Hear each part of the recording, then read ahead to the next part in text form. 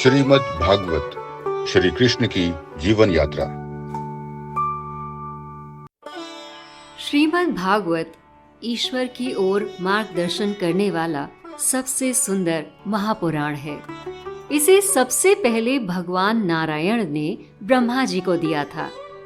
ब्रह्मा जी ने इसे नारद तक पहुंचाया और नारद जी ने इस महापुराण को श्री वेदव्यास जी तक पहुंचाया। वेदव्यास जी ने अपने पुत्र श्री शुकदेव को इस महापुराण को सिखाया और श्री शुकदेव जी ने राजा परीक्षित को ये महापुराण सुनाकर उन्हें मुक्ति प्राप्त करने में सहायता दी। यही श्रीमद् भागवत जो श्री शुकदेव जी ने राजा परीक्षित को सुनाया था, सिर्फ 7 दिनों में सुख सागर के नाम से, उसी का 10वां स्कंद मैं वीरा आपको सुना रही हूँ इस पॉडकास्ट में। शुरू करते हैं आज का अध्याय 27। श्री कृष्ण भगवान और बलराम का मथुरा जाना। श्रीमद् भागवत में यहीं से मिठास का रंग बदल के कर्तव्य के रंग में रंग जाता है। श्री शुकदेव जी कहते हैं कि अक्रूर जी के ये कहने पर कि श्री कृष्ण और बलराम जी को मथुरा जाना है, ऐसा सुनते ही नंद बाबा और सभी गोपों ने दूध, दही, मक्खन, घी इन सभी से और तरह तरह की भेंटों से छकड़ों को सजा दिया और फिर वो सब मथुरा की ओर चल दिए। पर ये क्या, जैसे ही कृष्ण और बलराम के मथुरा जाने की बात सबको पता चली, गोपियों को बहुत दुख हुआ। अब वो अपने प्रियतम श्याम सुंदर से कोई भी संदेश पाने की इच्छा से उनके सामने जाकर खड़ी हो गईं। भगवान श्री कृष्ण ने देखा कि मेरे मथुरा जाने से गोपियां बहुत दुखी हो रही हैं, तो उन्होंने अपने दूत से ये प्रेम संदेश भिजवाया कि मैं तुम्हारे लिए एक बार अवश्य लौट कर आऊंगा, इसलिए धीरज रखो। और ये सूचना भेजकर वो मथुरा की ओर चल दिए। अक्रूर जी ने दोनों भाइयों को रथ पर बिठाया और इसके बाद उन्हें लेकर वो यमुना में स्नान करने चल दिए।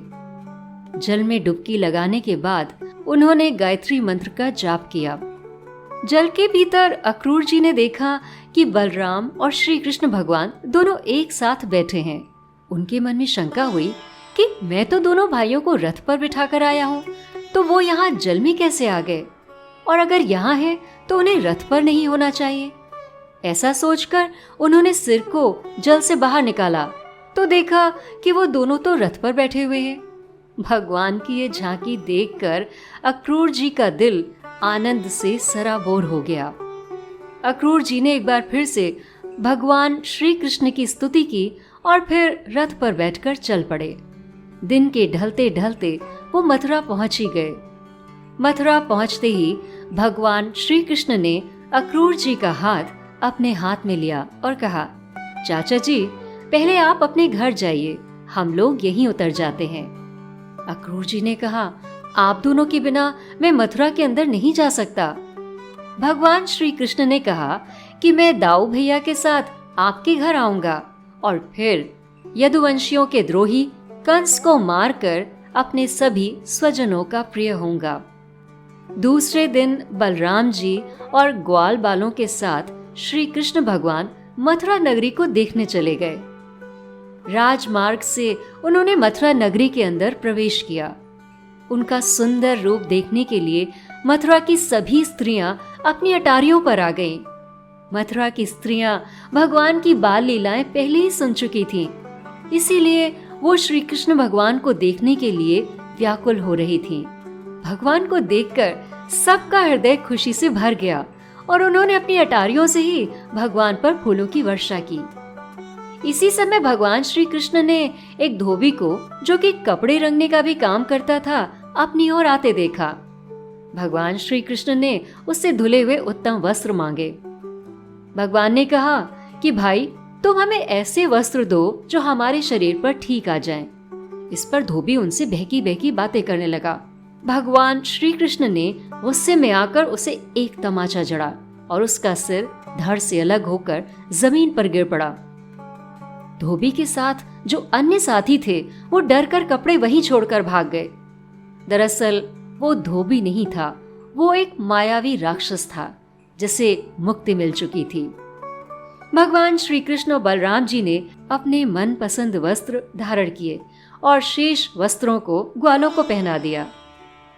अभी भगवान श्री कृष्ण और बलराम कुछ दूर ही आगे बढ़े थे कि उन्हें एक दर्जी मिला।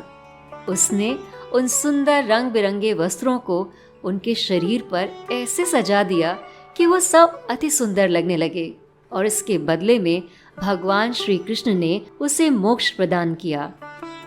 और इसके बाद भगवान श्री कृष्ण सुदामा माली के घर गए।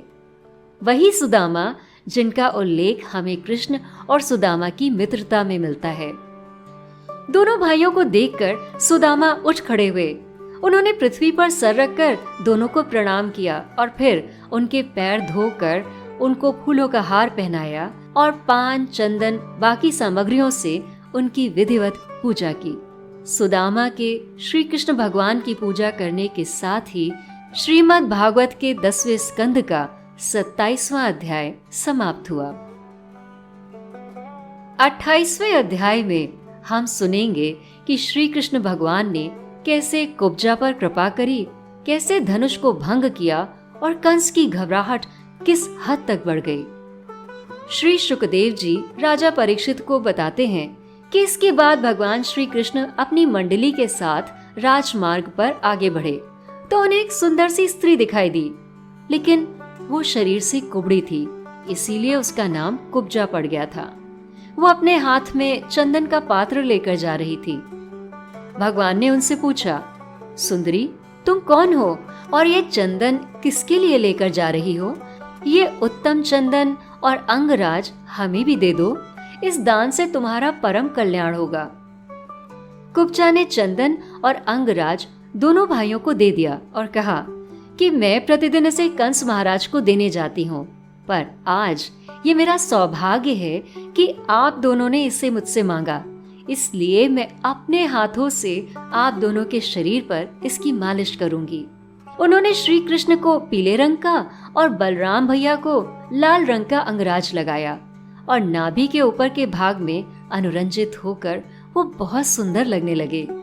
भगवान श्री कृष्ण ने उसे अपने दर्शन का प्रत्यक्ष फल दिखाने के लिए 3 जगह से टेढ़ी लेकिन सुंदर मुंह वाली कुब्जा को सीधी करने का विचार किया। भगवान श्री कृष्ण ने अपने चरणों से कुब्जा के पैर दोनों पंजों से दबा लिए और हाथ ऊंचा करके अपनी 2 उंगलियों को उसकी ठोड़ी में लगाकर उसके शरीर को थोड़ा ऊंचा किया और उनके ऐसा करते ही कुब्जा के सारे अंग सीधे हो गए। उसने उनके दुपट्टे का छोड़ पकड़ लिया और कहा, प्रभु, आप मेरे साथ मेरे घर चलिए ना। भगवान श्री कृष्ण ने कहा कि अपना कार्य पूरा करने के बाद मैं तुम्हारे पास अवश्य आऊंगा। और इसके बाद भगवान श्री कृष्ण पुरवासियों से धनुष यज्ञ का स्थान पूछते हुए रंगशाला पहुंचे। वहां उन्होंने इंद्रधनुष के समान एक अद्भुत धनुष को देखा। भगवान श्री कृष्ण ने रक्षकों के मना करने के बाद भी धनुष को अपने बाएं हाथ से उठाया और उसकी डोरी चढ़ाई और बीचों बीच से उसके 2 टुकड़े कर दिए। ऐसा होते ही धनुष के रक्षकों ने श्री कृष्ण भगवान को चारों ओर से घेर लिया, पर भगवान श्री कृष्ण ने टूटे हुए धनुष के टुकड़ों से ही उन रक्षकों को और कंस के सैनिकों को दूर भगा दिया। जब कंस ने सुना कि श्री कृष्ण भगवान ने धनुष को तोड़ डाला है तथा रक्षकों और सैनिकों का भी संहार किया है, तब वो बहुत घबरा गया।